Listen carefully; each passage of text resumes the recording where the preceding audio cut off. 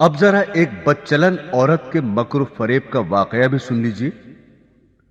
بنی اسرائیل کے یہاں ایک پہاڑ تھا جسے وہ بڑی عظمت والا سمجھتے تھے اور اس کی بڑی عظمت و توقیر کرتے تھے، اور اگر کسی بات کا فیصلہ کرتے وقت قسم کھانے کی نوبت آتی تو اس پہاڑ پر چڑھ کر قسم کھاتے اور اسے وہ سچا سمجھ لیتے۔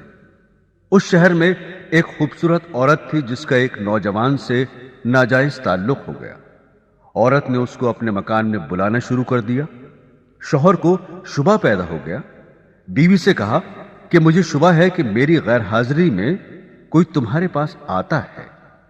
عورت نے انکار کیا۔ شوہر نے کہا اگر تو سچی ہے تو پہاڑ پر چڑھ کر قسم کھا لے کہ تیرا کسی سے ناجائز تعلق نہیں ہے۔ عورت نے کہا ہاں، میں کل پہاڑ پر چل کر قسم کھانے کو تیار ہوں۔ ادھر اس نے اپنے آشنا سے کسی طرح چھپ کر یہ کہہ دیا کہ کل تم پہاڑ کے نیچے ایک گدھا لے کر کھڑے رہنا، میں اور میرا شوہر پہاڑ پر چڑھنے کے لیے وہاں آئیں گے، اور میں شوہر سے کہوں گی کہ پہاڑ پر چڑھتے ہوئے میں تھک جاؤں گی، اس بہانے تمہارا گدھا کرائے پر لے کر میں اس پر سوار ہو کر پہاڑ پر چڑھوں گی۔ تم گدھے والے کے بھیس میں وہاں موجود رہنا اور گدھے پر مجھے سوار کر کے میرے ساتھ ساتھ چلنا۔ چنانچہ جب دوسرے روز میاں بیوی پہاڑ پر چڑھنے کے لیے گھر سے نکلے اور چلتے چلتے پہاڑ کے پاس پہنچے تو وہاں اس کا آشنا گدھے والے کے بھیس میں گدھا لیے کھڑا ہوا تھا۔ عورت نے شوہر سے کہا چلتے چلتے میں تھک گئی ہوں، مجھے یہ گدھا کرائے پر سواری کے لیے دو۔ شوہر نے گدھے والے سے کرایہ مقرر کیا اور بیوی کو گدھے پر سوار کر کے تینوں پہاڑ پر چڑھنے لگے۔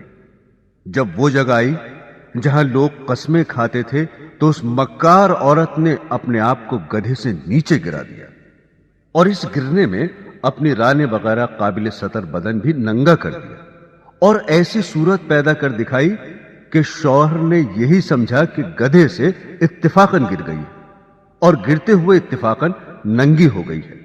وہ جھٹ اٹھی اور اپنا لباس درست کر کے پہاڑ کی قسم کھانے والی جگہ پر کھڑی ہو کر کہنے لگی میں قسم کھاتی ہوں میرے ننگے بدن کو آج تک تمہارے سوا اور اس گدھے والے کے سوا اور کسی نے نہیں دیکھا۔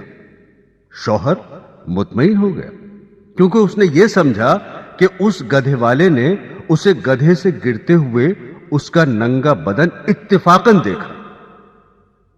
تو دیکھا آپ نے، عورت جب مکر و فریب پر آ جائے تو ایسی چالاکیاں دکھا کر شوہر کو بے وقوف بنا دیتی ہے، لیکن یہ پتہ نہیں کہ آج یہ گناہ کسی مکر و فریب سے چھپا بھی لیا اور کسی کو پتہ بھی نہ چلا تو کل قیامت میں یہ بات نہیں چھپے گی، اس لیے کہ اللہ کو سب کچھ معلوم ہے۔